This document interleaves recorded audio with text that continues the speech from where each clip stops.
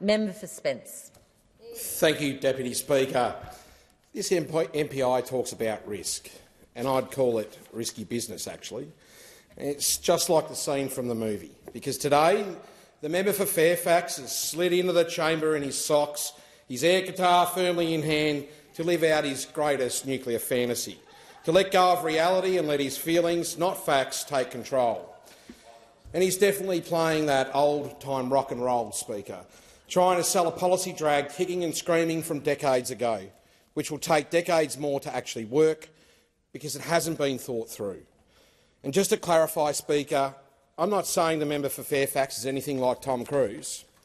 He and his colleagues opposite are more like Tom and Jerry, beating science over their head with an oversized mallet because it doesn't match their policy, making statements to say Australia is wholly reliant on renewables, which there is no evidence anywhere to suggest, and playing a cat-and-mouse game with the Australian people, which I'm happy to lay out in front of you today. And I note the member for Fairfax, he'd like to do a bit of reading when he walked into the chamber at the start of the MPI. So important that he actually left the chamber just during the member for Hunter's rebuttal speech. Just absolutely amazing. But I want to start with the famous nuclear policy. Our plan for zero-emissions nuclear as part of a cheaper, cleaner and consistent energy future. That's their policy. 6 pages of nothing. 6 pages that was announced on the 19th of June 2024. Yes, that's a bit over 6 months ago.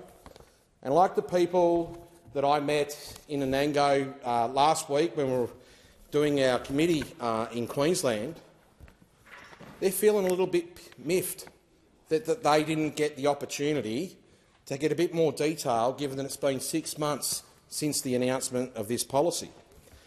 And I want to go to a couple of points in this policy because it's got a little bit of information in it, albeit not a lot, but it's got a little bit. A balanced energy mix, because we're being told that we've got a renewables-only policy plan. Well, this is directly from the Liberal National Party's policy.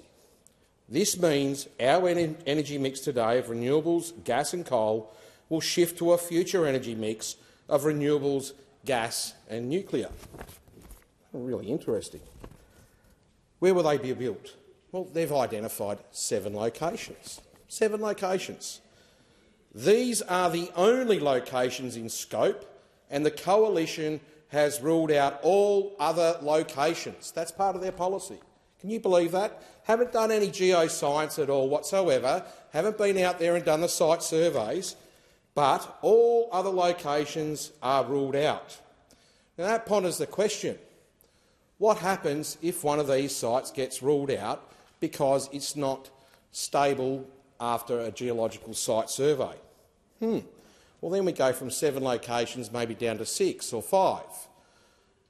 And we're only talking about 4% of the energy mix required by 2050 possibly being supplied under this policy. Just beggars belief. I'm going to go to another part in this. It's interesting reading this, and I encourage, if you can find this, because it is really difficult to find this policy. This is the first announcement policy paper that was delivered back on the 19th of June 2024.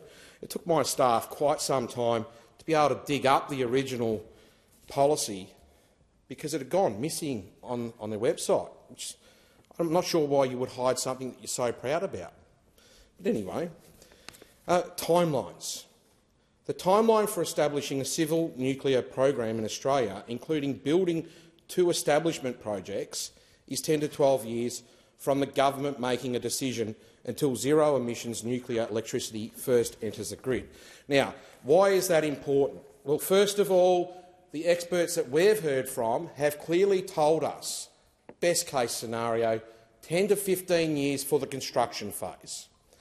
And when you look across the globe, that is clearly what the timelines are showing.